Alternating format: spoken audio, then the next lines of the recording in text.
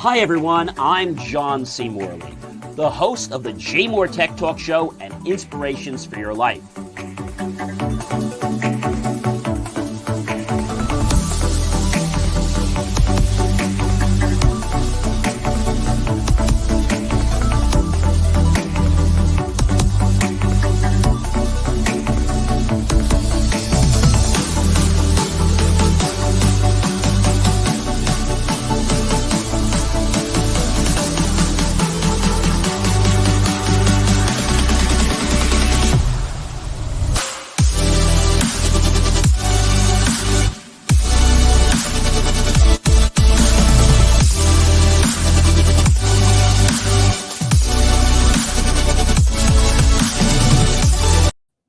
Hi everyone, it is John C. Morley here, serial entrepreneur. Welcome to the JMOR Tech Talk Show. And happy September, everyone. I can't believe we are on the 2nd of September already. Can you believe that? I can't believe that. Well, we have a great show for you guys kicking off with September. We have some good guests coming up in the next few months, so definitely stick around. Great for you to pop in today. We have a great show. And so let's just kick it off and get right into it, all right? So first thing I want to talk to you is we all have used Twitter before, right? So Twitter is now testing out the ability for you to be able to let you edit your own tweets. So this is something that is basically in beta, and they're rolling it out to specific groups, not everyone. And they say, and I quote, "Goodbye to typos and hello edit button." So Twitter will let you hopefully edit after this test all goes through. For people that have fat fingers, they make mistakes, and the autocorrect challenges that are always wrong. This rollout will be gradual, and they're going to start it internally with Twitter employees first, then Twitter Blue subscribers, and then eventually the next level going to everyone will be able to edit tweets. So although the company didn't say when exactly, it is on the roadmap. So Twitter has, had resisted the idea a while back, fearing the spread of misinformation. Now, they will allow you, if this goes through, to edit tweets only made 30 minutes after the original tweet was sent, and edit tweets will be labeled. So, okay, I get it. So you have to do it within 30 minutes, which I have no problem with, and it's going to tell people that the tweet was edited. Not a big deal. I mean, LinkedIn does the same thing. So we'll have to keep our eyes peeled and see what happens with that, but I think that's going to be pretty cool, actually. All right. So we all know about Amazon Prime, right? Well, Disney is possibly going to launch their own version of Prime. So they're considering a membership program similar to Amazon Prime that would offer customers discounts to perks like entertainment services as well as theme park admissions, according to the Wall Street Journal. And they dubbed the name Disney Prime, would act as a revenue boost and data gathering engine exercise for companies, encouraging them to spend more money while providing personal details and preferences. I don't know how I feel about that. So Disney already has a super fan membership program, and the new service would be aimed at a wider range of customers, although the price point has not yet been made available to the public. A Disney spokesperson told the Wall Street Journal, and I quote, "A membership program is just one of the exciting ideas that is being explored," close quote, as the company aims to, quote, "customize and personalize the consumer experience," end quote. So I think Disney's having some challenges, as we know. They've had some quality issues a while back, and I think they're just trying to get themselves back on the top of the ball because they're slipping. If you look at, top theme parks right now, do you guys know? Who do you think, who is the top theme park in the world? Who do you think that is? Well, Magic Kingdom was the biggest theme park in 2022. All right. After the Magic Kingdom at the Walt Disney World Resort, Shanghai Disneyland, Universal Studios Japan, and Chimlong Ocean Kingdom in Henquin, China. So the question people ask is, what is the best theme park in the world? Well, it came back with some results saying that the Blackpool Pleasure Beach in the United Kingdom has an unbeatable ride, an icon, and Walt Disney World Resort ranked number 2. After that, the Everland Resort in South Korea, the Port Aventura in Spain, Ferrari World in Abu Dhabi, Six Flags Magic Mountain in Los Angeles, and Universal Studios Japan, and the Alton Towers Resort in Stafford, United Kingdom. So Disney is kind of losing some of its market share. So I think they're concerned that people now want something different. I know when I went to Disney, if you're not going for a conference, I found that it was changing. And they're hiring people at minimum wage, and they really don't care about the magic. I remember when I first went there as a child, you're never supposed to see anybody empty trash, which I never did. Went back several years after graduating high school, and I'm seeing people empty trash in the Magic Kingdom. And I'm like, you're not supposed to be emptying trash in the Magic Kingdom. It's supposed to all be magical. So I don't know. I think they're having some challenges, but let's see what's going to happen with Disney Prime and where it's going to go. Let's have to keep our eyes peeled. All right. All right. So we've been talking about Apple for a very, very long time. And yes, another Apple Store election is brewing. Can you believe this? Workers at a store in Oklahoma City have filed to hold a vote. Workers, I guess, are fed up with what's going on. And this is at the Penn Square Apple Store in Oklahoma City, had filed with the National Labor Relations Board to hold a union election, becoming the third U.S. location to have done so, according to a press release. Over 70% of the store's salespeople, genius admins, technicians, creatives, and operations specialists have signed cards to say they're interested in being represented by the Communications Workers of America, or the CWA. So the NLRB bar for sufficient showing of interest for an election is 30% of workers. So you might be saying, John, what is the NLRB? I know everybody uses these big acronyms today, and I guess we have to kind of get used to them. It's the National Labor Relations Board. Okay, so in case you're wondering what that is, now you know. And I think after what happened in Maryland and other places, we're going to start to see this become something that's widespread, not just something that's going to be in one part of the country. Apple is not taking care of its workers, neither is Amazon. I'm waiting to see when Amazon actually goes through a similar debacle, because with people getting hurt and killed, not by any fault of the person, but the conditions are just really poor.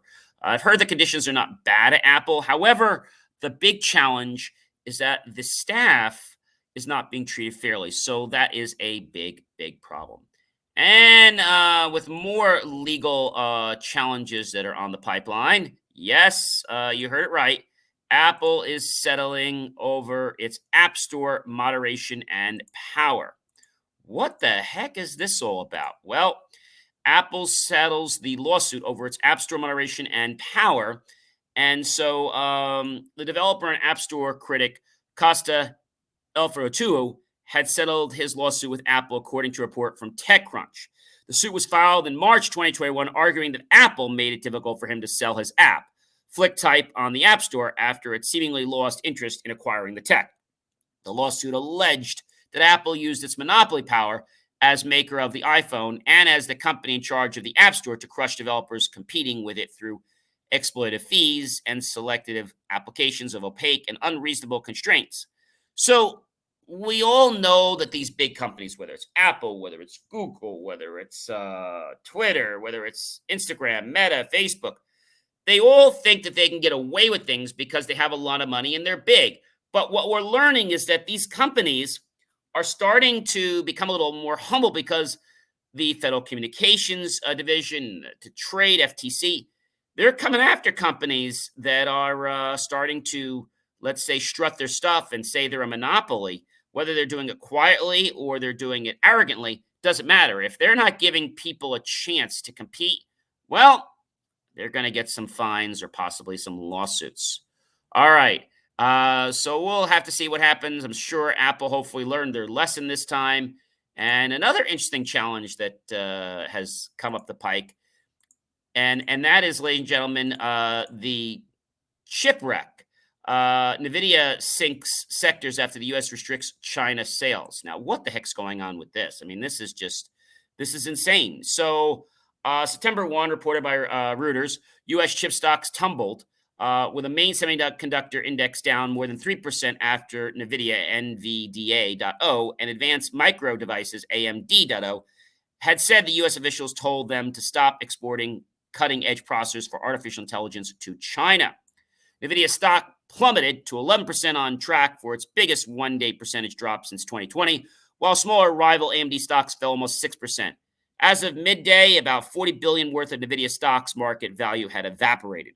The 30 companies making up the Philadelphia Semiconductor Index, SOX, lost a combined amount of $100 billion worth of stock market value. So I think what this is really saying is we need to stop with China. We need to become more sufficient within the United States of America. But why is this not happening? I think it's because of political power. I think it's because a lot of things like that. And when these things happen, people, they just go with the way the market's going. And it may not be the greatest thing for our economy or for the people in the economy, right?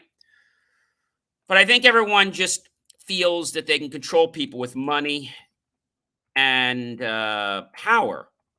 The truth is, they can't.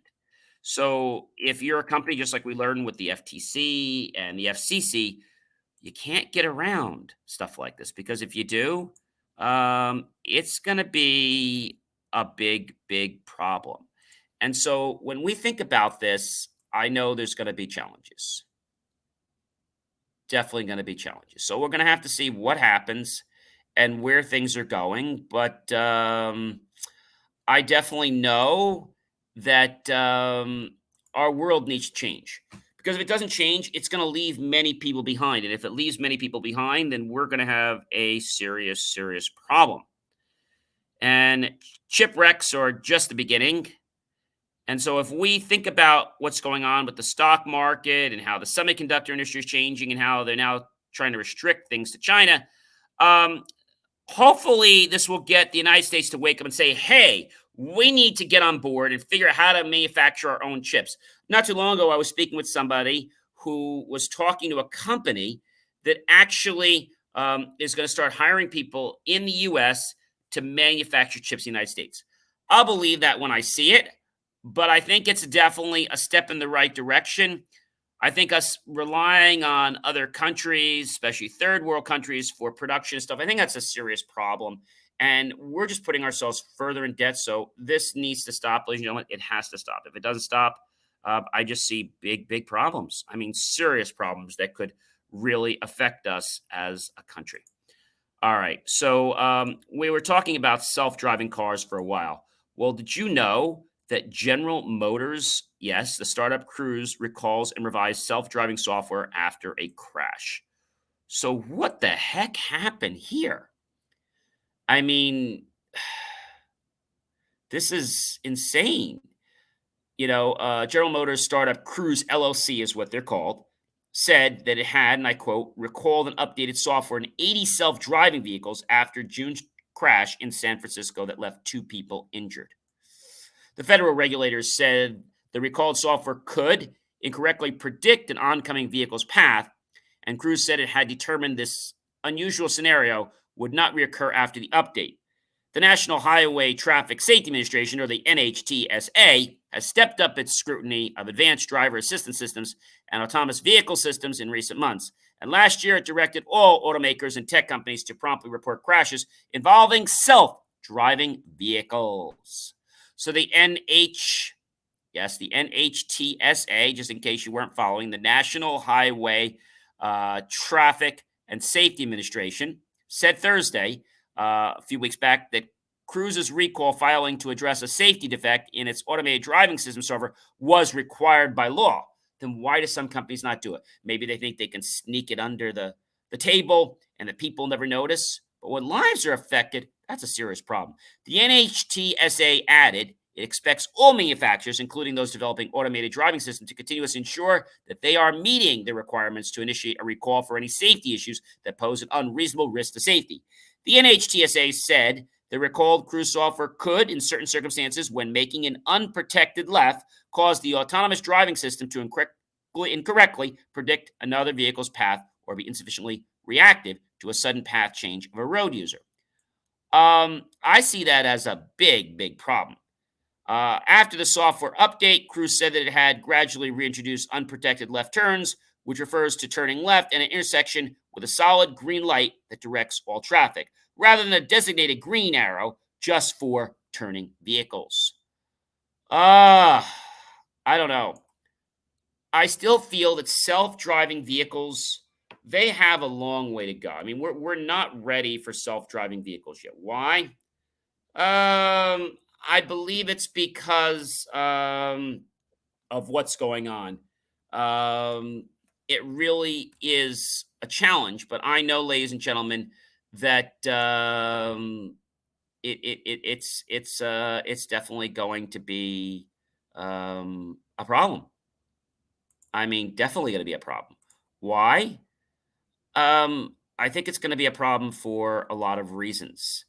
And so I know that whatever happened definitely made some changes to what's going on. And I know, ladies and gentlemen, that with everything happening, people are concerned not only about their safety, okay, but they're concerned about a lot of things. I mean, a lot of things. What kinds of things? A lot. And so that is going to be an interesting challenge, but we're going to have to see, what happens and where it's going. We're just going to have to sit tight. And I think, you know, um, the fact that people want autonomous vehicles is great. I just feel that it's something that we can't jump to the punch tomorrow. We just can't. So that's a serious problem. And I know that these cars mean big bucks for these manufacturers. However, safety is a paramount concern. I mean, it's the highest concern, the highest concern. So if vehicle manufacturers are not prioritizing safety, then why the heck are they in business? Just to make money? And I think that's stupid because the most precious thing we have in our world is our lives. But automakers don't see it this way until they get slapped with fines. So kudos to GM and what they're doing. And hopefully some of the other companies, I'm not going to mention their names, will be responsive and accountable for the types of things they deploy and the solutions before they actually hit the main market. All right, ladies and gentlemen, Taiwan president says she looks forward to producing democracy chips with the U.S. What the heck is this all about? The basically Taiwan had stated, that they want to produce these democracy chips with the United States, and President Tai Ing, when told the visiting governor of the U.S. state of Arizona, Doug Ducey, on Thursday, not too long ago, the latest in a string of senior officials from the country to visit. Taiwan has been keen to show the United States its most important international backer and arms supplier, despite the lack of formal diplomatic ties, that is reliable friend as global chip crunch impacts auto production and consumer electronics.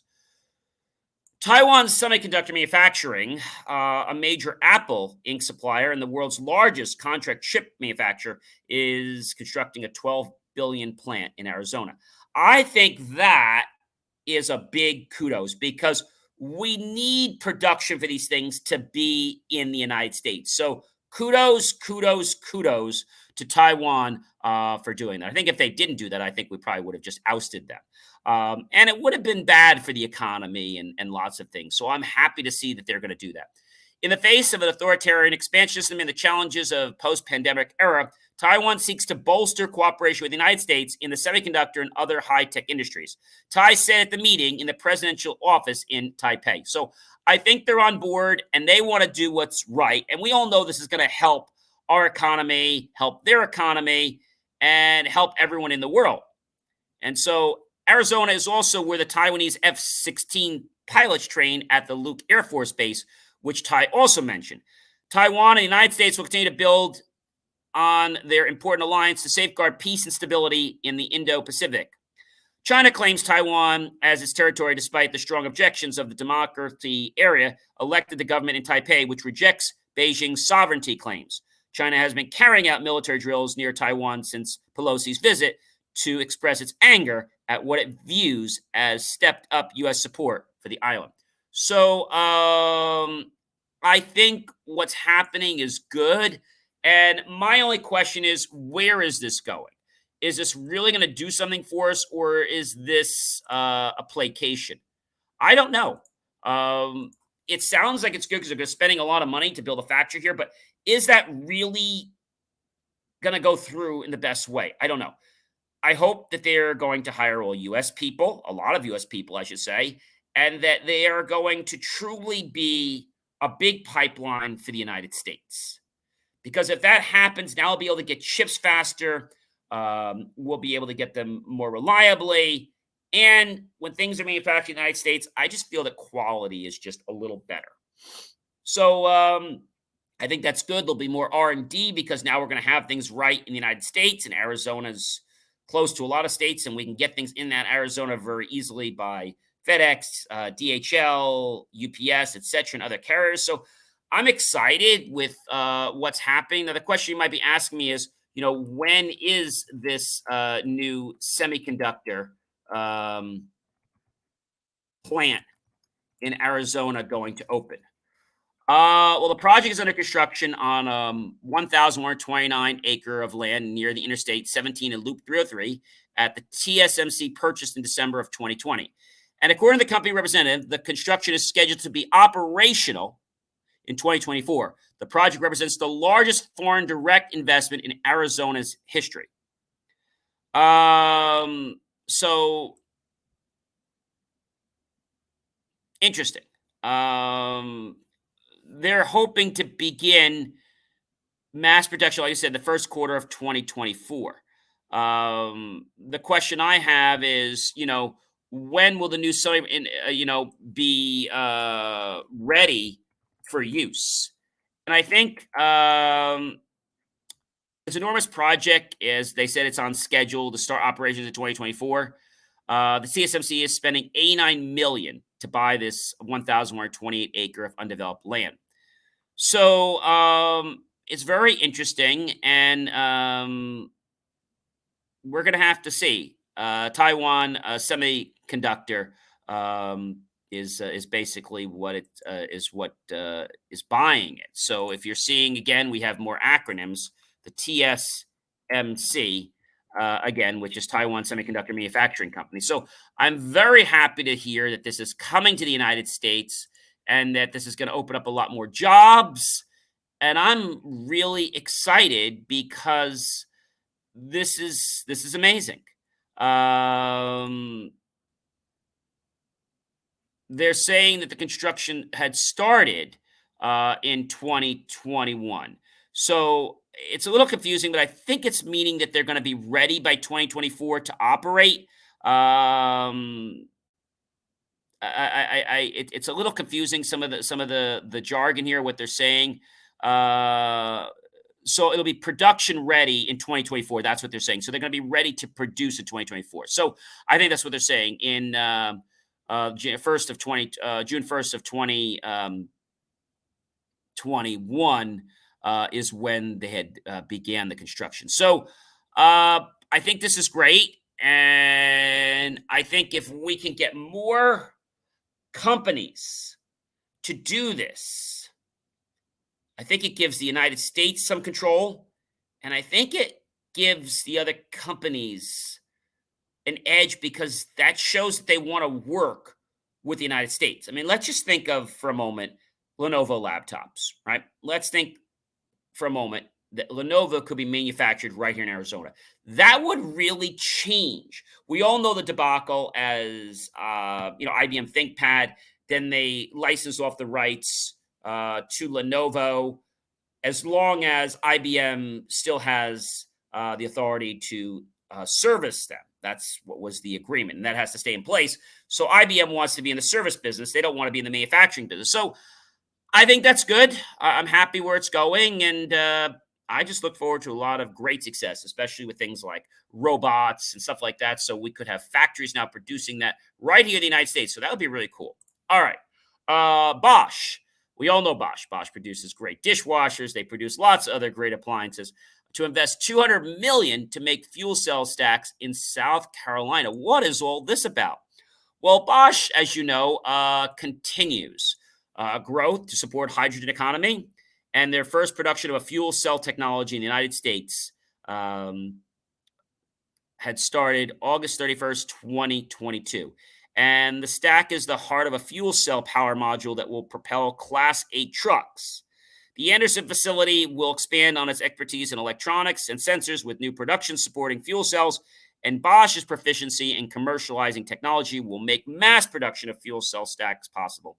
And they're saying that the production of this particular plant won't start until 2026. So the release of it was August 31st, 2022, when they let Globe Newswire know, but the plant is going to actually start the production in 2026. So that's pretty good. So right now they're starting the production of the plant, but now the production of actually being able to make things. That's really cool.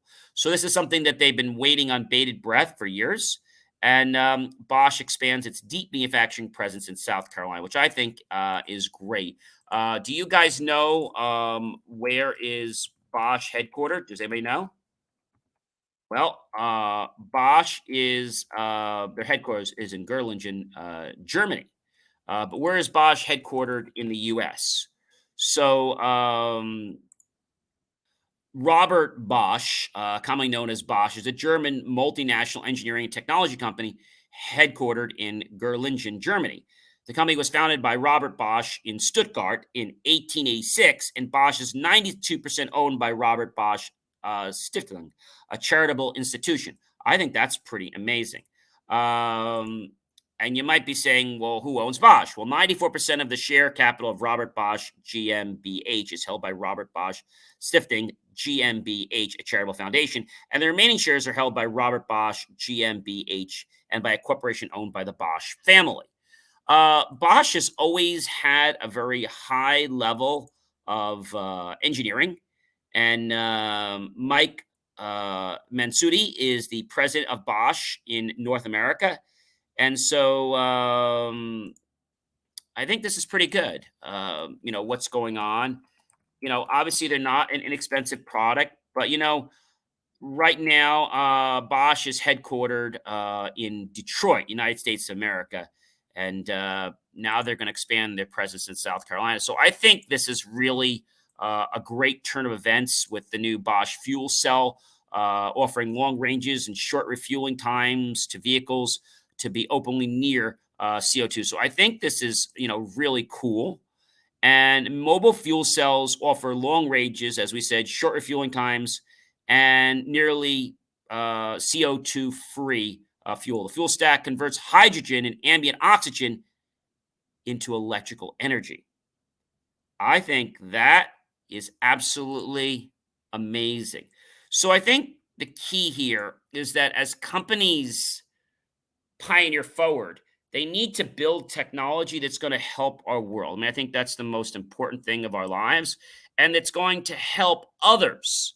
So not just help their company, but it's going to help others. And if we can do that as I should say, as a company, then I believe there's a lot that we can do together. I mean, I think that's the main thing, and just understanding, what companies' missions are, where they're going, why they're doing something a certain way, and the question that everyone asks me every day is, where is robotic manufacturing going? And that's a great question. Labor costs are rising, and there is a brand new inventory system. Yes, it stores. You know what I'm talking about? So yes, they have a brand new inventory system at Stop and Shop, and the robot is actually called Tally. So Tally is this new robotic system. It looks very similar to other robots they've had. And so this tally inventory system is meant to help because they're short on staff. And so the thing that's interesting about this is that this robot can do its work every single day and really never calls in sick. So we all remember Marty. Well, Marty um, was actually designed by a company that actually owns Stop and Shop. So in the world of supermarkets, roaming robots, Stop and Shops, mechanized aisle monitors is about to get some competition. And so ShopRite has 20 Connecticut locations and launched a pilot program to bring robots named Tally to its stores just this year. I know I saw one not too far right here in Franklin Lakes that was doing inventory. And officials with Syme Robotics, the California company that developed Tally, confirmed ShopRite's plans of what they're doing. And I think this is amazing, but is it replacing labor? I think we can't get labor. And we're going to have to see, what's happening. And is this really a good thing? I mean, I think as long as it doesn't take away from the labor that, we need, because the problem is we can't find labor to do the jobs we need. So ShopRite's new robot Tally will begin roaming stores aisles and going to be very interesting because it's a tall robot and basically it can count and check locations for items, making sure they're in the right place, scan barcodes, take pictures. So I think it's pretty interesting, what's going on.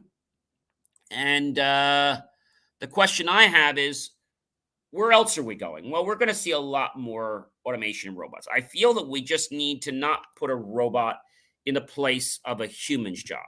So if you're at a restaurant, I don't want to see robots taking orders.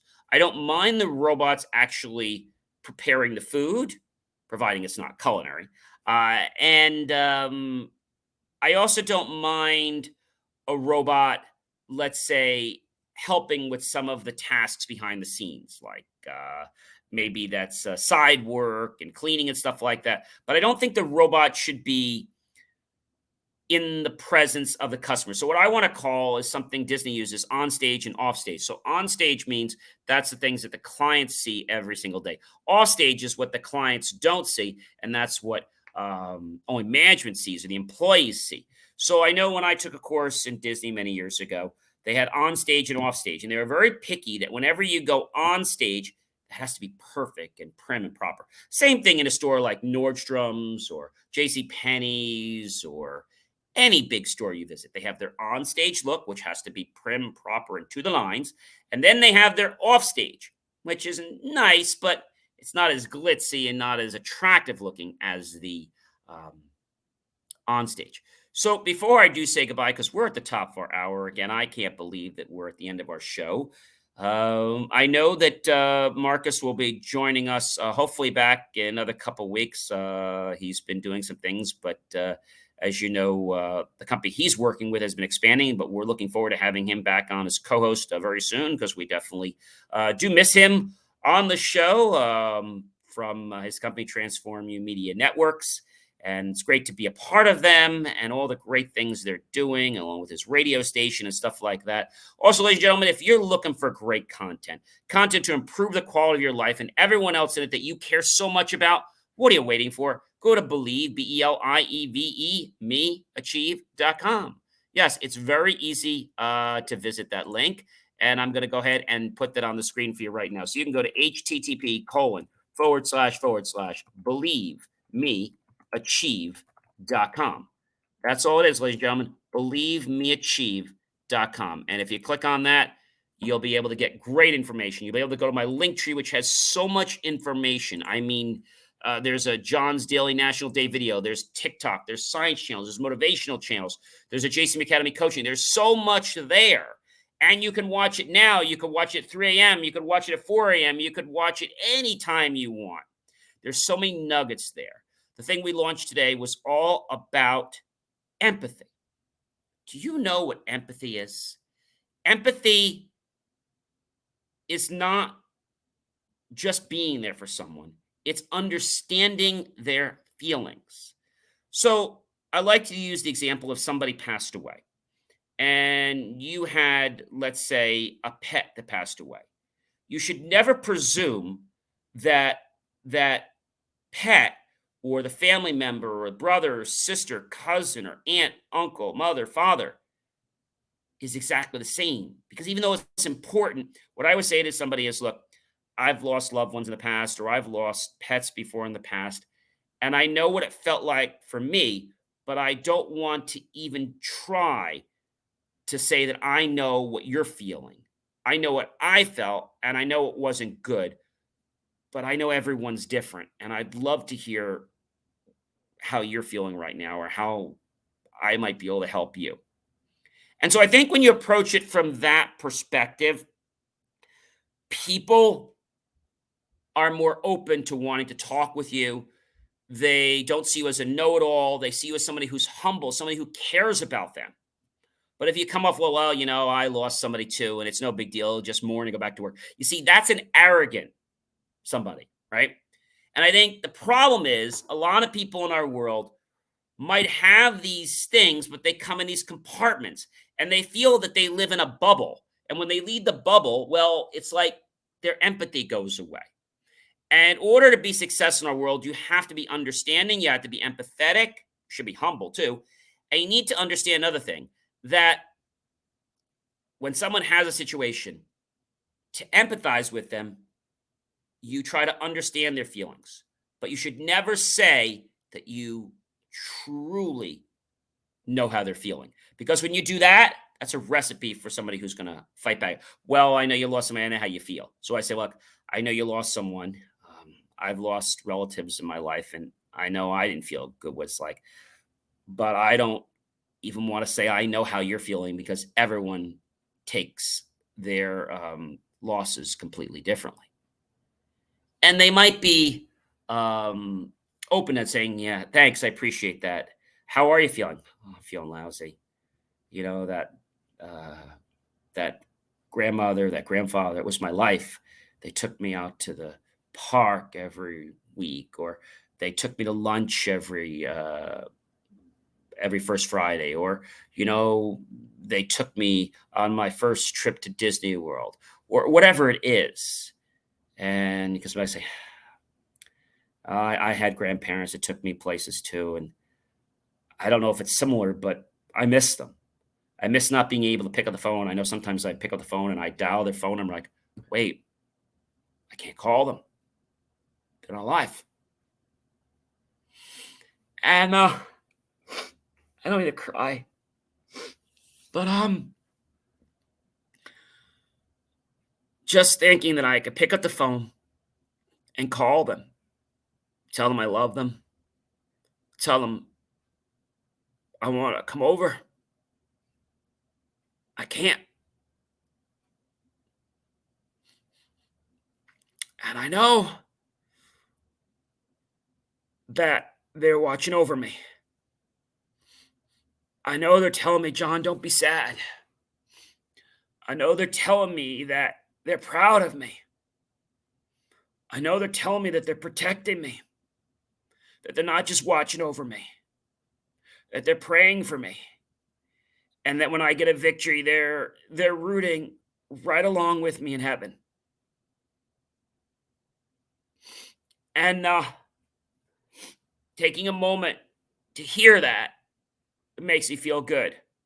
Sometimes I have a dream and I might see my grandparents. And I say to them, I miss you. And I want to share this with you because when those that you love are alive, take every moment to spend it with them. Because when they're not with you, you're going to wish that you spent more time with those people.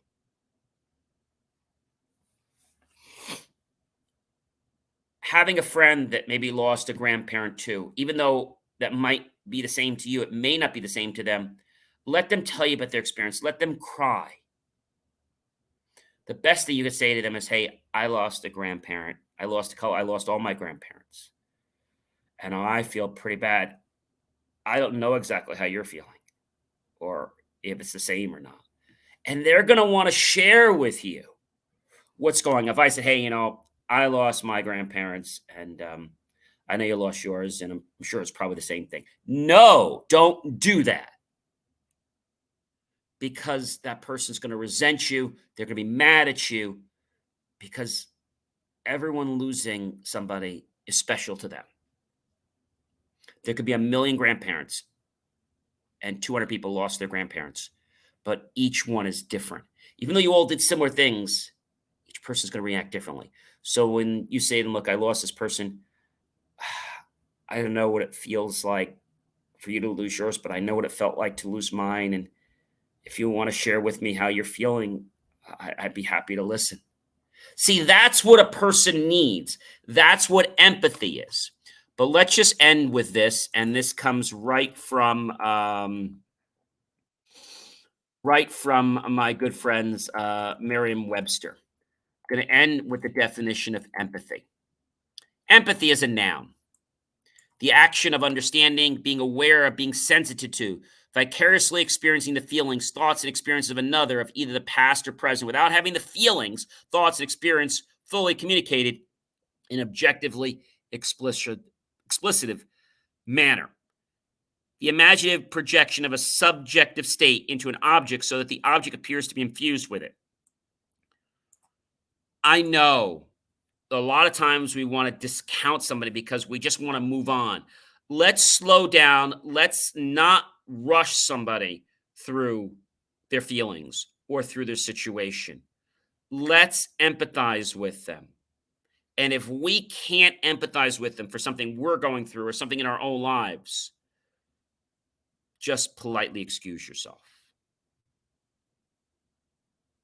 You can say, "Hey, look, I know you're going through something right now. I just went through something right now. I can't talk with you at the moment. It's nothing personal." And they're going to respect you.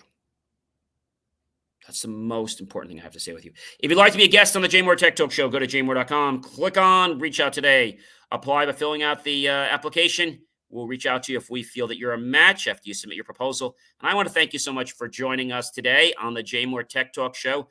Happy September, everyone. I hope you guys have a happy, safe, wonderful, relaxing, long Memorial Day weekend. And remember, technology is a tool just like everything else. The choice to use it for good or for bad is completely up to you. Let's start using technology to make our lives and those we care about so much a better place. And I'll see you guys next Friday, September 9th. Enjoy that weekend. Don't eat too much at the picnic table. And remember to exercise. And I'll see you guys next week.